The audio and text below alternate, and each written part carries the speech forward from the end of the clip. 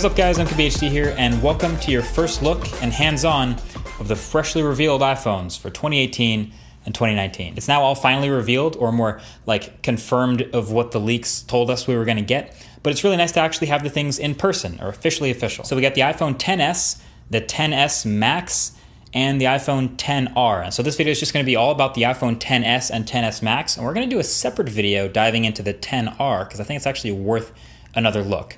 Until then, this is everything you need to know about those two phones. So, okay, iPhone XS has the same 5.8-inch display, slightly tweaked, but same size as before.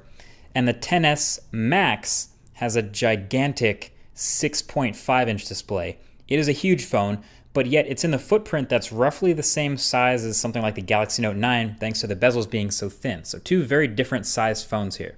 And then the new colors were confirmed as well. So same exact silver as the iPhone X last year, same exact space gray as last year, but then the new color for the S is this gold. So it looks pretty classy, I guess. I personally probably wouldn't get it, but there is only one way to tell on the outside that you have the new iPhone, and that's by getting the gold one. So you do you.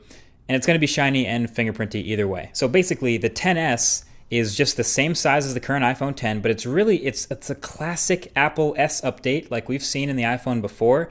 It's a spec bump, some internal changes, but nothing drastic, and no new design. So the biggest spec difference that you're getting here is it's rocking the new A12 Bionic chip. It's the first 7nm chip versus the 10nm process from last year. It has nearly 7 billion transistors. All of this basically translates to it'll be a bit faster.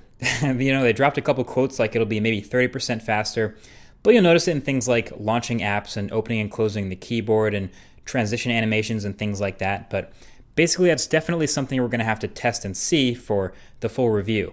Basically, what I can be sure of is it will be even faster.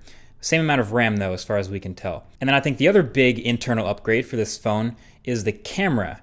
So the XS and XS Max both have the same new cameras, so a pair of 12-megapixel optically stabilized cameras, the primary one being f1.8, and you get a telephoto as well.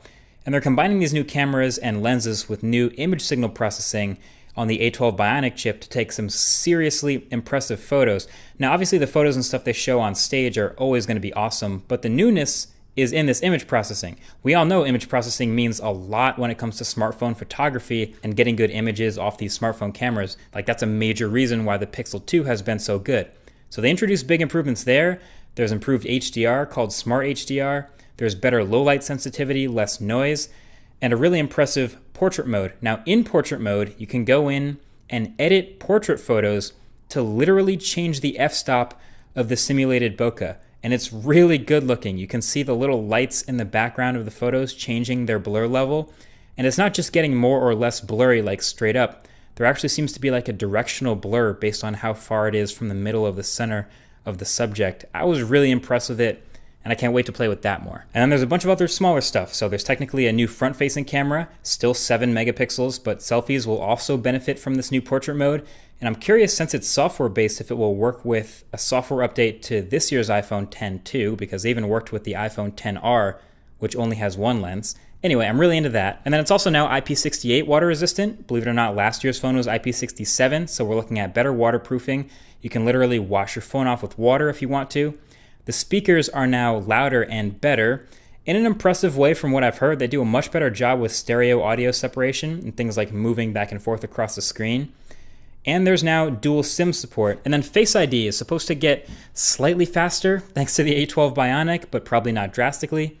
And there's also now a slightly longer battery life, literally 30 minutes longer on the XS and 90 minutes longer on the XS Max.